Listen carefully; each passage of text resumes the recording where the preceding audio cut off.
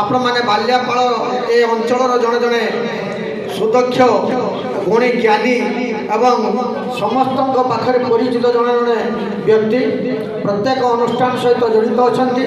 ଯାହା ହେଉ ବି ଆଜି ବାଲିଆପାଳରେ ଏତେ ପ୍ରେସ୍ ବନ୍ଧୁ ଅଛନ୍ତି, ସାମ୍ବାଦିକ ବନ୍ଧୁମାନେ ଅଛନ୍ତି, କିନ୍ତୁ ନିଜ ନିଜ ଭିତରେ କାଦୁଅ ଫୋପଡ଼ା ଫୋପଡ଼ି ହୋଇ ଆଜି ଭଳି ଦିବସ ଗୋଟେ ଜାତୀୟ ପ୍ରେସ୍ ଦିବସଟାକୁ ଠିକ୍ ଭାବରେ ମନାଉ ନଥିବା ବେଳେ ସେହି ପରିପ୍ରେକ୍ଷୀରେ ସୁକାନ୍ତ କୁମାର ଗିରି ଯିଏକି ଆଜିର ଆୟୋଜକ, ଆଜିର ଏ ପ୍ରେସ୍ ଦିବସର ଯେଉଁ ଜନ୍ମଦିବସ, ପ୍ରେସ୍ର ଯେଉଁ ଜନ୍ମଦିବସକୁ ପାଳନ କରୁଛନ୍ତି ତାଙ୍କୁ ସର୍ବପ୍ରଥମେ ମୁଁ ଧନ୍ୟବାଦ ଦେଉଛୁ।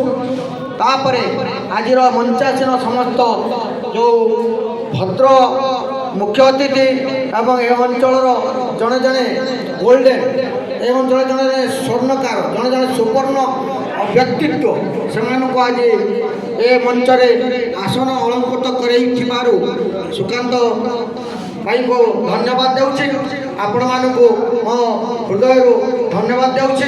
ଯାହା ହେଉ ଆଜିର ଏହି ଦିବସ ପୁଣି ଆସନ୍ତା ବର୍ଷକୁ ଆସୁ ଏବଂ ଆପଣମାନେ ବହୁତ ସଂଖ୍ୟାରେ ଯୋଗ ଦିଅନ୍ତୁ।